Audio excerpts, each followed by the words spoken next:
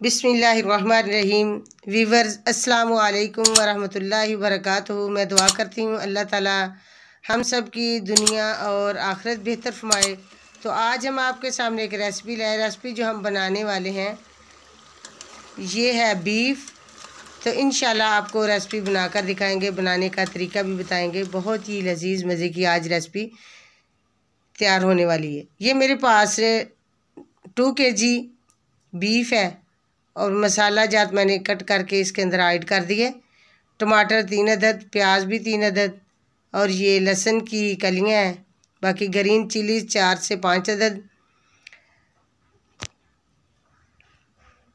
तो इसके अलावा मैंने ऐड किया है जिंजर, ये 2 चम्मच, हल्दी 1 चम्मच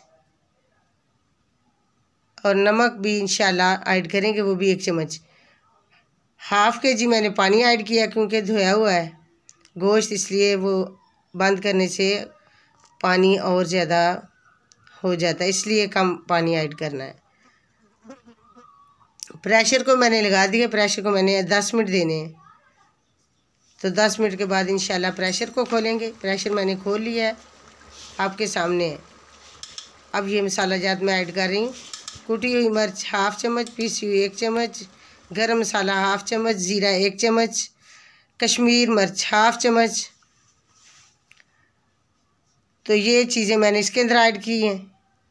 तो आप भी इसी तरह घर पर इस रेसिपी को तैयार करें। बहुत ही आसान और लजीज मज़े की माशाल्लाह रेसिपी तैयार हो जाती है। खुशबू बहुत प्यारी आ रही है। तो देखिए माशाल्लाह किस तरह ये गल चुका है, हड्डियों से भी अलहदा हो चुका है गोश्त। तो ख़ास कर मेरी बेटियां जो है ये जब भी रेसिपी देखें तो तवज्जो करें ये किस तरह चीज़ को बनाया जाता है, ताकि वो आसानी से फिर तैयार कर सकें। तो माशाल्लाह इस वक्त लगाने का तो फ़ायदा तभी होगा जब इस पर देख कर अमल भी करेंगे वो।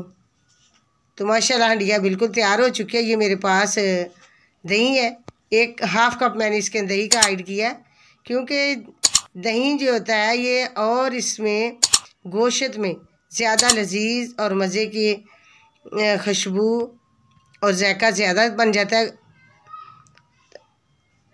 तो माशाल्लाह हंडिया बिल्कुल तैयार हो चुकी है। धनिया मैंने ऐड कर दिया। अस्सलाम वालेकुम, थैंक्स फॉर वाचिंग।